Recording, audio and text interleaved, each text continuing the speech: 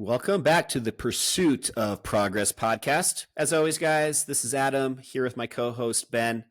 We're going to be doing just a little different format today, doing a rapid fire episode for you guys. We've been getting this question from quite a few of our listeners recently, asking just about accountability and how, they're having a hard time either finding accountability partners or just failing at holding themselves accountable. So, the episode today, we're just going to do a quick rapid fire all about why accountability partners can be your secret weapon. Ben, what's up, buddy? How are you? I am doing great. And wow, what an awesome, powerful topic to discuss on this podcast. I'm just going to say it right now. Accountability partners and having someone to help hold me accountable has been life changing for me. It really, really has. And I'll just add to that because if you guys don't know, we're each other's accountability partners for several things in life. But how hard it is, as I said in the intro, how hard it is to find accountability partners. And I just think like if, for example, you or I maybe, moved to a different city or something, how hard it would be to find somebody else to kind of fill that spot. So I definitely don't take it for granted and can definitely relate or at least understand why so many people and some of the listeners that sent in questions that were kind of related to this topic today, just why it is frustrating and just something that's rare to come by.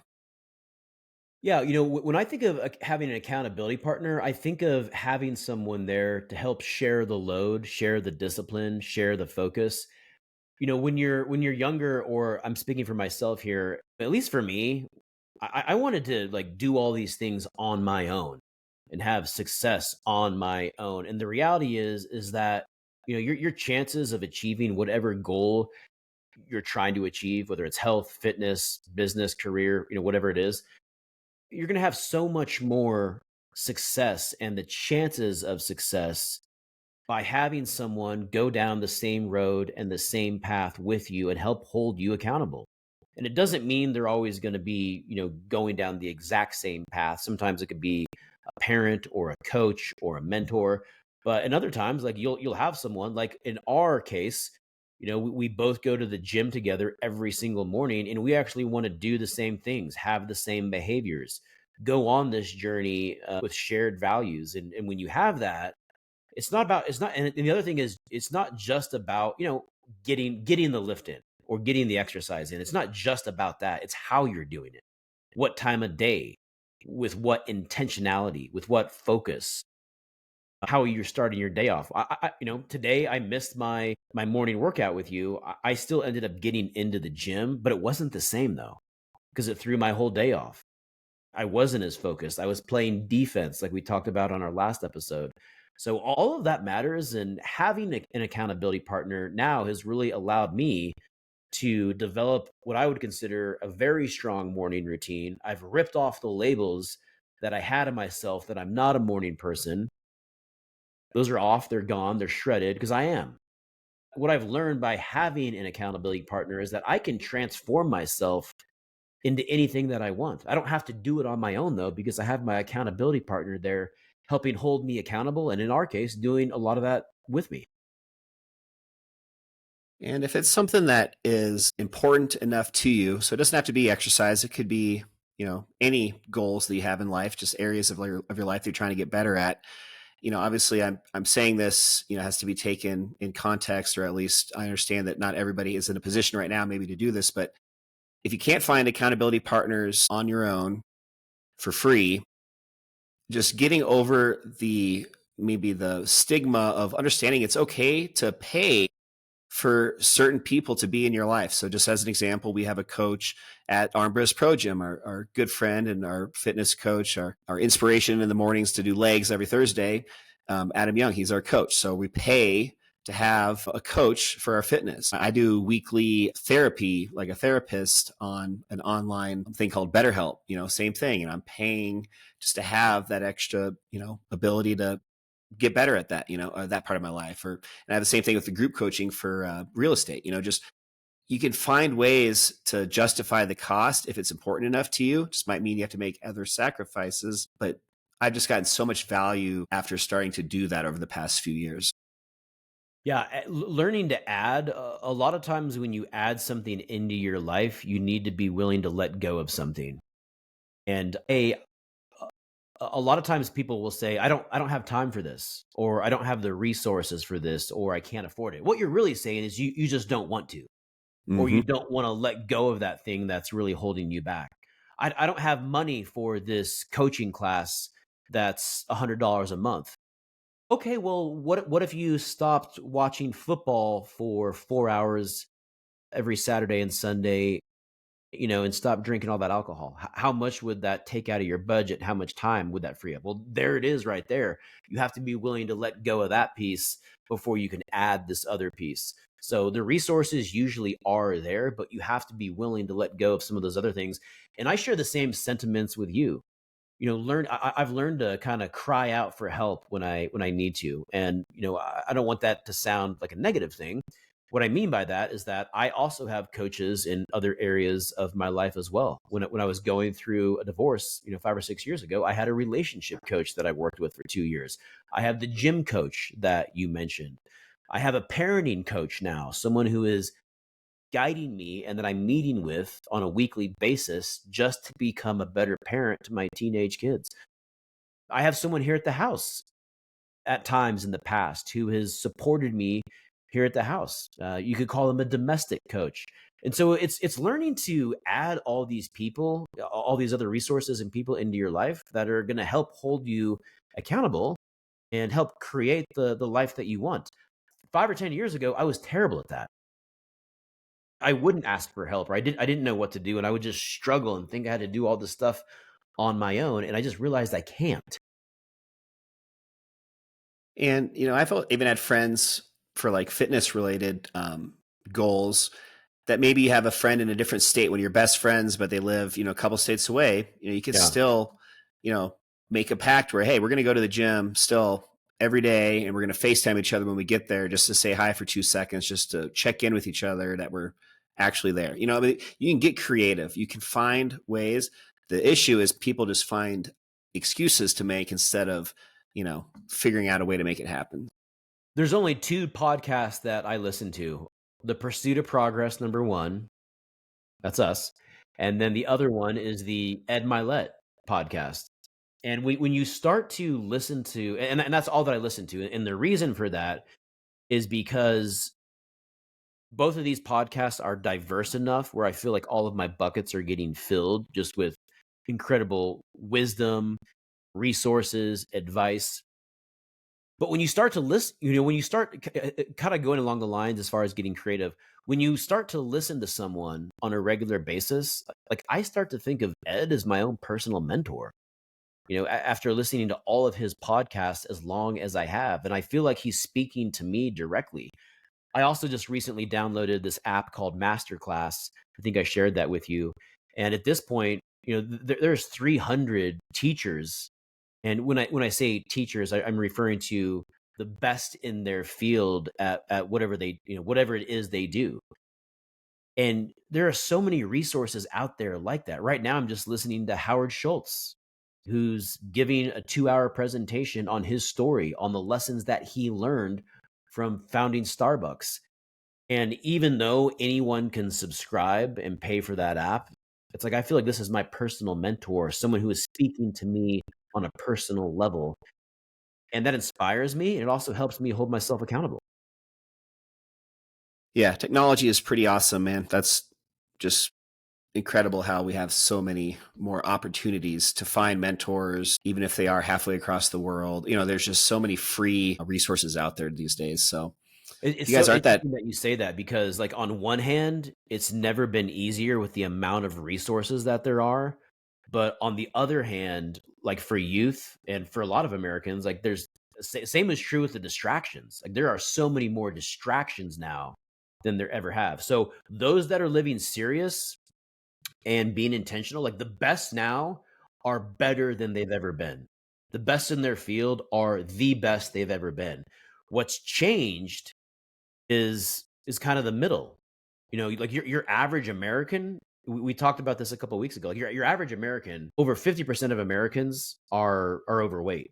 Over 70%, actually. Over 70% of Americans are overweight. Only 32% of Americans are engaged at their job. 85% are not satisfied in one of the three major areas of their life: family, relationships, career, or personal finance. And I think a big reason for that is because all of the distractions that we have now.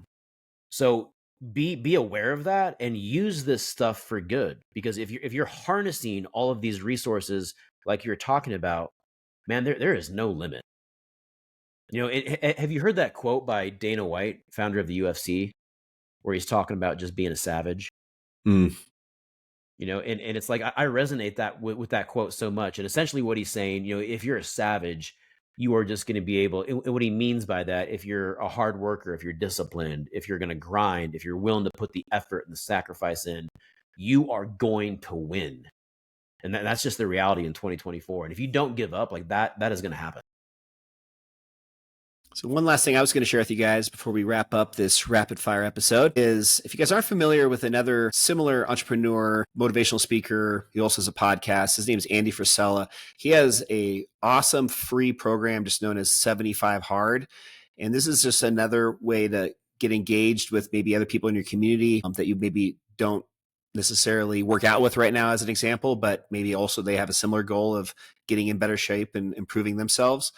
Just reaching out on social media. Hey, does anybody want to start a 75 hard group with me? Just finding some community through 75 hard and doing that as just another challenge, just to really push yourself to grow and build some of these habits, and hopefully habits that are going to last way long after the 75-day challenge. And what does the 75-day hard consist of? What does that entail? It's basically you have these 5 tasks, 5 things that you just have to be accomplishing every single day. If you miss a day, you have to start all the way back over on day one. So 75 consecutive days without missing anything. You have to do all 5. There's no shortcuts. There's no excuses. There's nothing. You can't have one free day scheduled halfway through. It's got to be 75 consecutive days without any cheating. And the 5 things basically are and this doesn't sound like it's that hard, really. I mean, it's just do it and get back to me, and you guys will understand. But the first one is just drinking a gallon of water a day. The second one is doing 2 workouts, one that's indoors, 45 minutes for each of them minimum. But then the second one is mandatory, that it has to be an outdoor workout. So if you're starting 75 hard in December, you're going to have a lot of days where it's blizzard and crummy weather, but you got to get out and do it anyways. No exceptions, no excuses. So again, 2 workouts a day. And then another one is you have to take a selfie. Just sounds kind of goofy, but just taking a progress pic every single day, just so you kind of look back, and you're not going to notice much changing in a short period of time. But if you have that, accounting of the past 75 days, you'll actually be able to start seeing some significant differences. And then the last one is, again, it seems very simple, but just reading 10 pages every single day of a nonfiction motivation or self-growth type Yeah. book. And So correct me if doing I'm all 5 of wrong, those. but correct me if I'm wrong here, but I believe there's a nutrition plan and then no alcohol as well, right? I don't know why. I guess he has another thing called the power list, which are 5 tasks. So yeah, I guess for 75 hard, there were 2 others.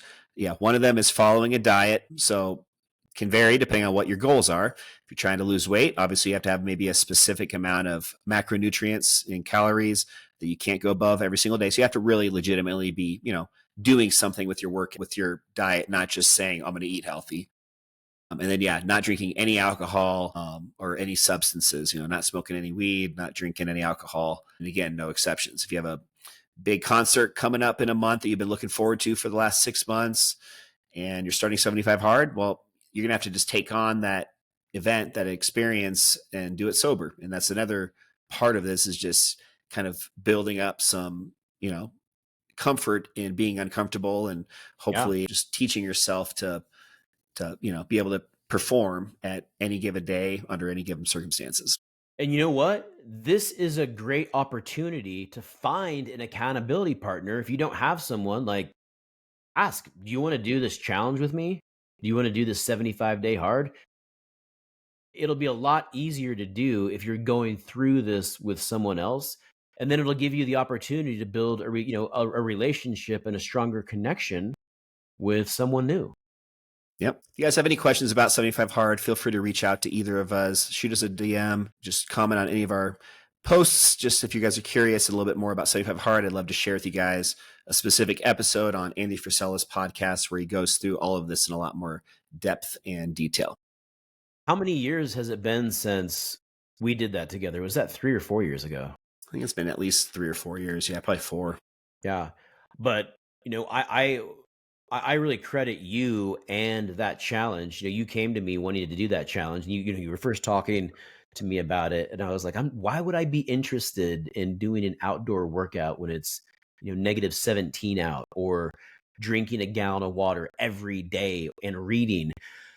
And I can honestly say that that challenge has really changed my life. Never stopped working out twice a day. We did that challenge, and since then, I now do. I exercise twice a day. I'm a daily reader now as well. And I'm not saying that I'm perfect, that I'm reading every single day, or I never miss a day working out. What I am saying though is that these things that I learned in this challenge are now part of my daily habits and how I live my life, things that I value, and it's transformed my life. Yeah, it is pretty awesome. And it's free. Yep, there's an All app right, too, guys. right? Yeah, there's an app you guys can download. So Okay. definitely worth checking that out. But more than anything else, guys, I just wanted to do a quick episode all about accountability and hopefully resonate with a few of you guys that have been voicing your frustration and just the challenges you're faced with finding accountability partners. So we'd love to hear what you guys are doing to hopefully find accountability and just find progress in your lives. So make sure you guys, again, shoot us a message. Let us know. And looking forward to, as you guys may or may not know, we've got season 2 coming up very, very soon. So stay tuned for that. We're going to have a few changes being made and also have a lot of really engaging guests going to be coming onto the show in season 2. So Season 2 of The Pursuit of Progress, coming soon. as always, guys, I'm Adam. And I'm Ben Adams.